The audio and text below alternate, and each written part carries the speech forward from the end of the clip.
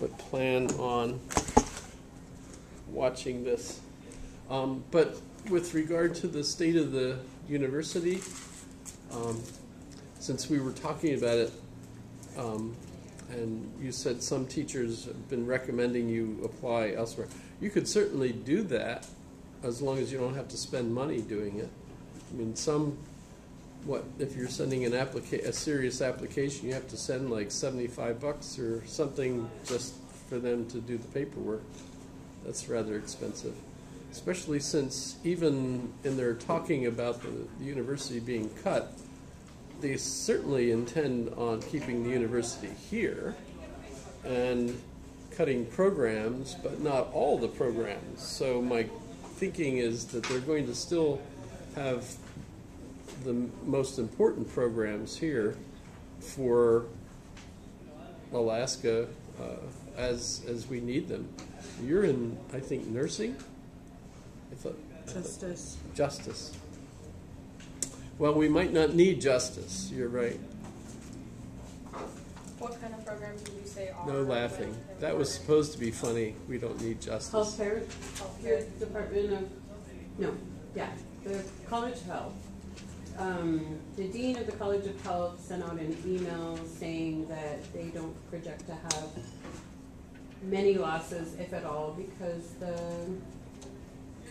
projected employment outlook or whatever for health occupations is an increase of like 22 or 25%. So with a growth in demand for healthcare providers, they think College of Health occupations will be safe, but anybody else? Yeah, I heard engineering will be downside or cut.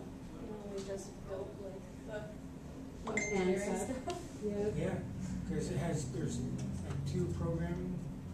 There's one on campus, there's one at the UC Center, and they're shutting the UC Center and U8 down.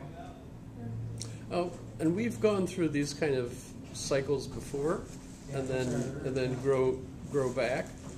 So I wouldn't be surprised if Iran does something stupid, and then we do something even stupider. And before long, the price of oil will be back up, and we'll have plenty of money for everything as long as we're still here. Maybe. Who knows? So. I worry, like in my wildest dreams, I never saw Donald Trump getting elected. Like I never saw that happening. I saw that happening. I had some friends that thought he could certainly get elected because. Yeah, and then in a million years, I never thought we would have a president that would make fun of disabled people and have whole crowds cheering for him. And then I never thought that we would have a president that would openly talk about grabbing women in their sexual organs with other people and people thinking it's okay. Right. Yes. Okay. And then I never ever thought that he would say white supremacists and KKK are really fine. Like, so it just keeps hitting like new level upon new level upon new level of dumbfoundedness. And so now at this point, I'm like, anything could happen. It's becoming quite adorable, actually. It's like, who could imagine we'd have such an idiot in such a position? Certainly a reflection of our education system. A reflection of something, and the thing that just happened in the 4th of July speech. I don't even have words for that. I have no words. Seriously? You heard he talked about the army, Washington's army, capturing the airports so that the British didn't, take them. Seriously? During the Revolutionary War. Airports? Airports. The airports. Wow, I didn't know that. And we rammed the ramparts. We did ram the ramparts. We rammed the ramparts and saved the airports. And he merged the Fort McHenry with the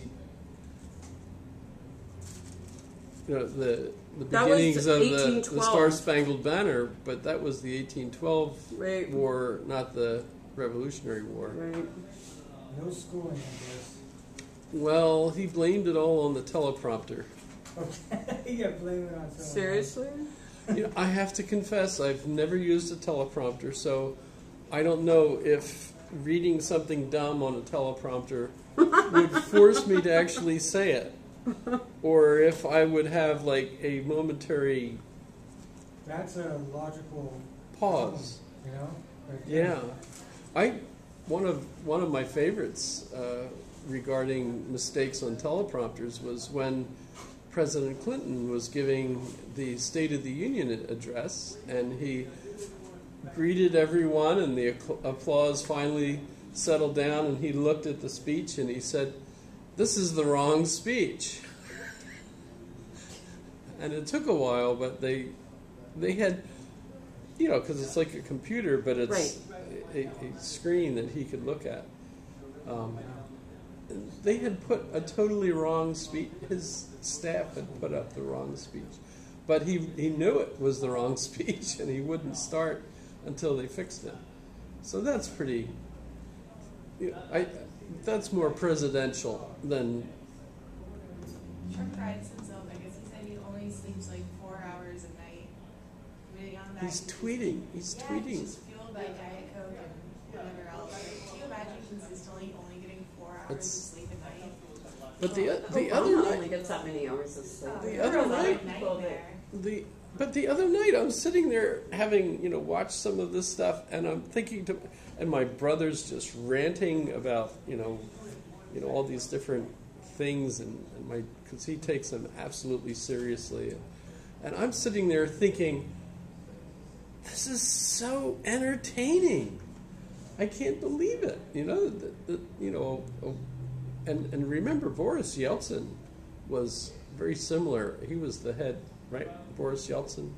Anybody remember Boris Yeltsin? Let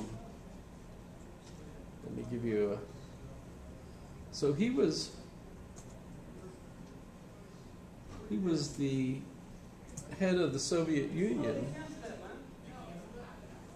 after Gorbachev, right? Oh. Right? And you spell dancing. Not that way. You use a C. But he was drunk. Hey, do you think Trump colluded with Russia? Yeah, do you think Trump colluded with Russia? I guess so. So people say on TV. What if I told you we looked into it? We looked under every nook and cranny, and what we found was that he...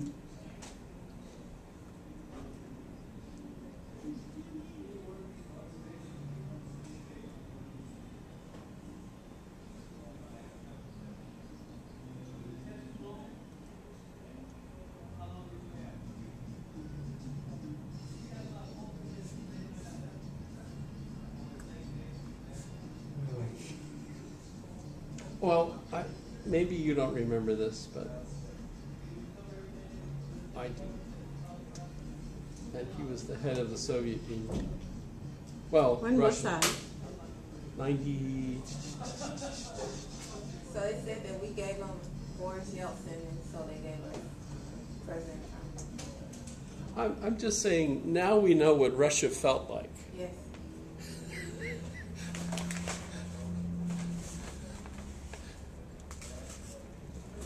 Why do politicians still try to dance? Even he's the one that Well, tries to make them I mean, proud. and that was. That was bad.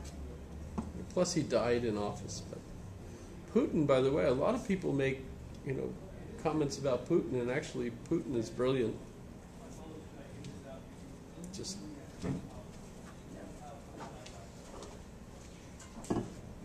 Frankly, I'd have voted for Putin more than for Trump, because I think it's more important to have a smart. And I don't think he's an evil person. I know he's. A lot of people think he's done evil things. But however, okay. So first, let's talk about well-formed formulas. So I've got Jennifer's answer to the quiz question. And so that one was, the quiz question was problem 10 on page 321.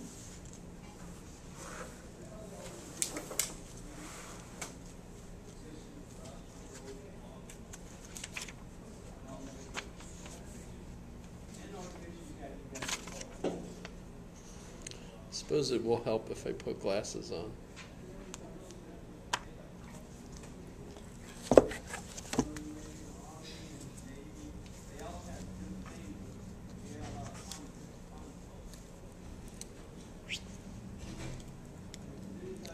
So problem 10.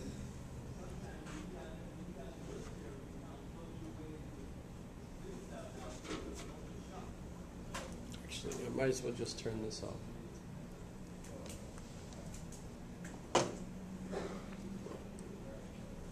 So problem 10 goes,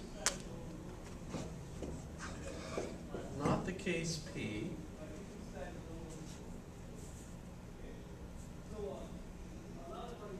parentheses, but then you have the wedge,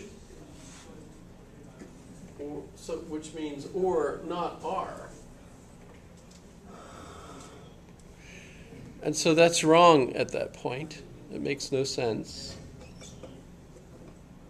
Close parentheses and not S. So this is okay until we get to here, because there's no connector here. Yeah. If this had been over here, that would have made sense up to this point, because it would be not the case P or, but then you'd have parentheses with just not R, which totally makes no sense, and not S. So it's not like we really have to fix it up or anything. The only requirement in this case was for us to say that, no, this is not a well-formed formula, it's grammatically incorrect. It's just, in symbolic language, as bad as saying something to someone that, doesn't make complete sense in everyday speech. So that's all that is. And that's all that this was trying to do, is give you the idea of how well-formed formulas, it's an issue. You have to know how to speak them, just as you would speak any other language. You have to learn the grammar and then the vocabulary. That's pretty much the way it works. So that's what that exercise was all about. And if you have questions about it, go over it some more, etc. Plus, we'll be doing more. We're talking about main operators and so on. But last class, we got up to doing some proofs, and we used a truth table. So keep in mind that if I put a truth table up, what I'm doing is saying for variables, each variable is either a true or false statement. And so for one statement, I have the possibility of having true or false. So two possible lines. If I'm trying to figure out all possible cases with statements in these particular statement forms, what they could what their truth value could be, right? But if I have two variables, both of them could be true or false. And if that's the case, we'll end up with four possibilities. So if I'm doing some proofs that have two variables, then I need at least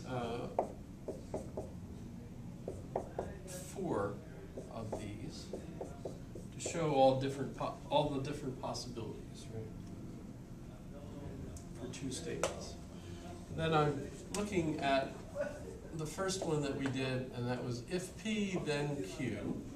So this is a compound statement where you have two statements that can be true or false, connected by a horseshoe, which we defined as if, then, and the actual definition for it is true when you have the left and the right both true, false when the left is true but the right is false, true when the left is false but the right is true, and true when the left is false and the right is false. So this is the meaning of that particular logical operator.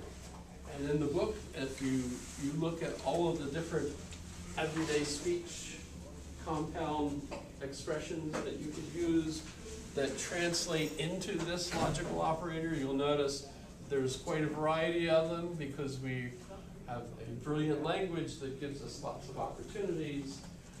Notice that you have to think about this logical arrangement.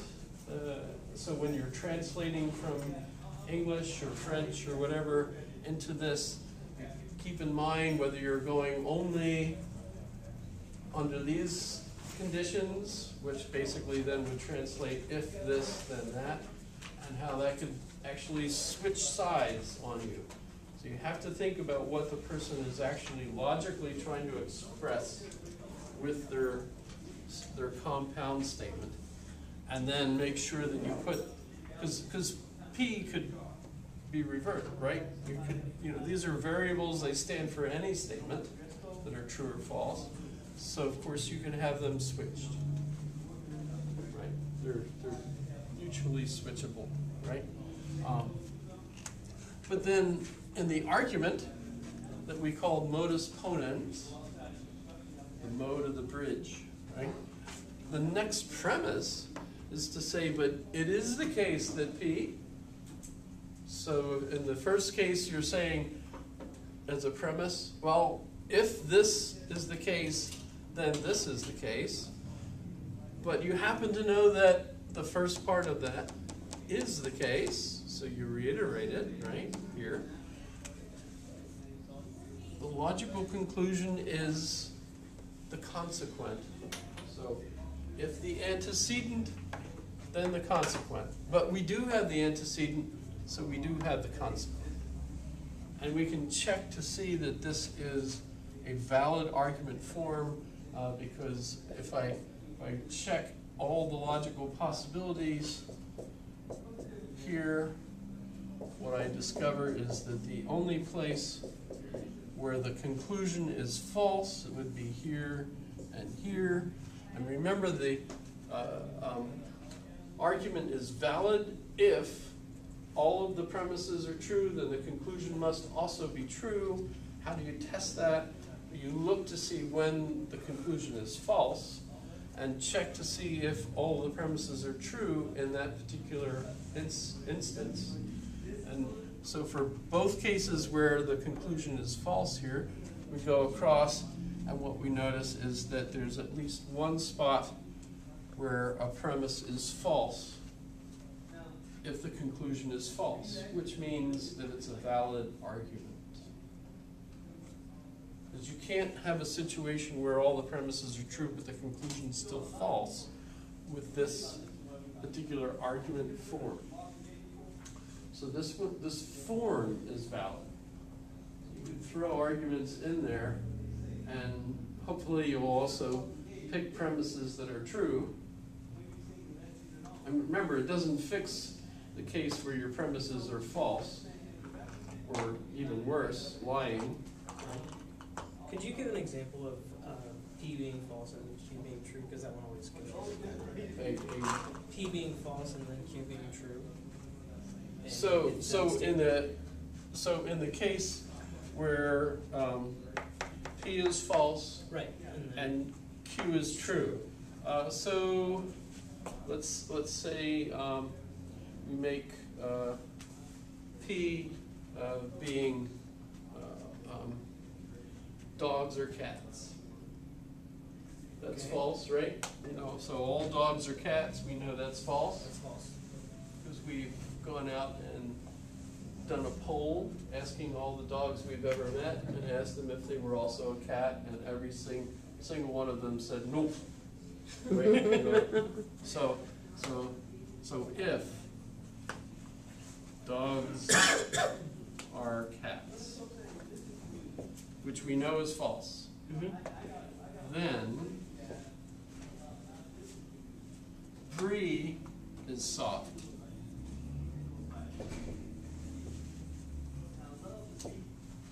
Which it is, right? Because if it isn't, it isn't brie, right? That's Something else. right. Okay. That's a kind of cheese, right? Okay. Yeah. Yeah. The stuff you put in your Okay. sandwich. So if dogs are cats, then brie is soft. Well,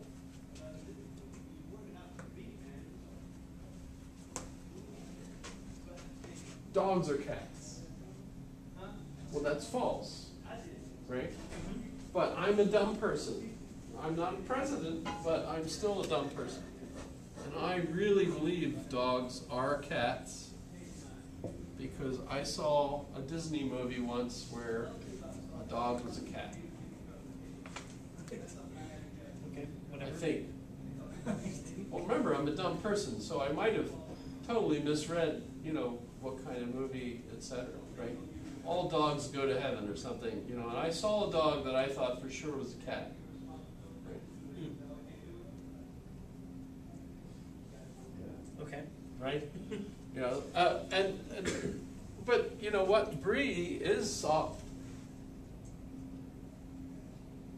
So, if I were to say, if dogs are cats, then brie is soft. Well, dogs are cats, so therefore brie is soft, right? Well, it doesn't help the overall argument. You know that brie is soft, but you're also absolutely convinced that dogs are not cats. But notice that the argument form is still valid. So the thing is, validity doesn't mean that you can trust the conclusion to be true. Validity just says if your premises are true, then the conclusion must also be true. So if I had a true, so this is a terrible situation, but it is logically possible. For the dumb person. Yeah, it might, this is obviously dumb, but it could be something much more serious. Let's say, for example, if the submarine was leaking, then all 13 crew members could have died, right? Well, it turned out that all 13 crew members did die, but they found out it wasn't that the sub was leaking, it was because there was a fire and they basically died because of smoke inhalation, right? Right? But I could see that argument actually being made when they didn't know that there was a fire on the submarine. Right. Right? So the submarine, everybody died. They recovered it, but everyone, I can imagine everyone speculating, if it had a leak, then they would have, they would have died, right? Well, they did all die, but you were wrong, But if you had been right about the sub having a leak, that would have been the end of the crew. That would have been an alternative reason for why they all died. Okay. What was that, last week? The Soviet, not Soviet, but the Russian sub? Yeah, there was a fire. Yeah. Horrible nightmare kind of situation. Never going to be on a submarine. Not even one sitting in a dock where you can come and just look at it. No, not going on a submarine. But does that help? Okay. Having Yeah. that as an example?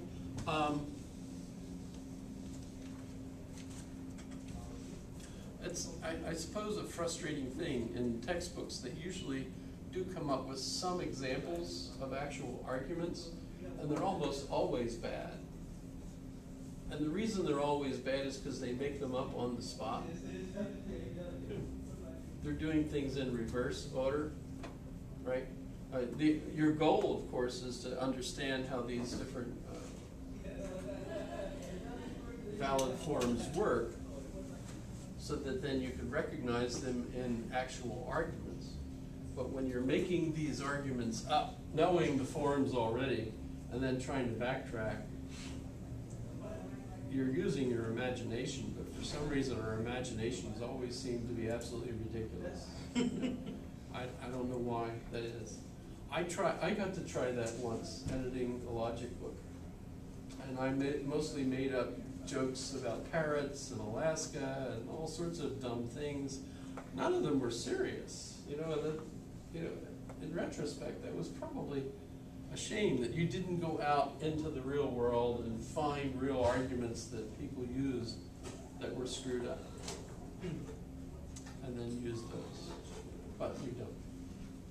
But so, notice though what's important here is I'm introducing the symbol system so that you know how they work, right? And we'll just keep incrementally adding more, right? We're also using a truth table invented by Ludwig Wittgenstein, by the way, in his Tractatus Logico-Philosophicus. Although he used W's for true, and he used F's for false, because in German, wahr is true and falsch is false. So they were W's and F's instead of T's and F's. But in any case, so I'm introducing the truth table, and the idea that, and the reason he was considered a genius is because he recognized that by putting this picture there of a truth table, you could see what this logical operator means. That for some reason, even Bertrand Russell could not quite grasp exactly what the logical operators meant. And so when Wittgenstein invented truth tables, Russell hailed him as a genius, etc.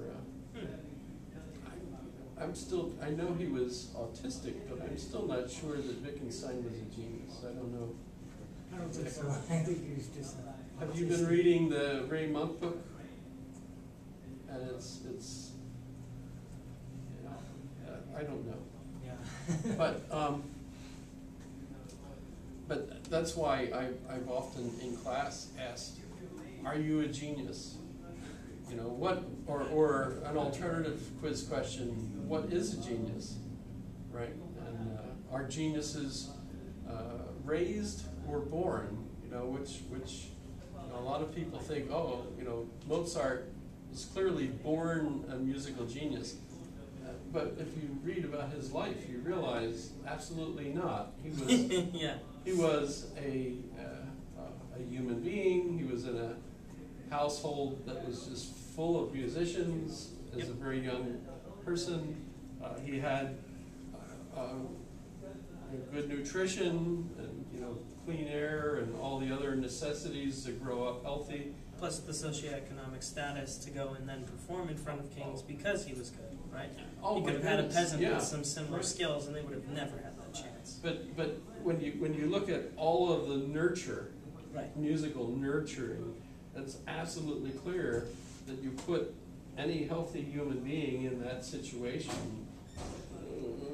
Maybe you wouldn't get Mozart, but you get something. You're going to get a person that could write one melody out while he's thinking up another one, you know, at the same time, and they're all going to be logical, basically. Okay.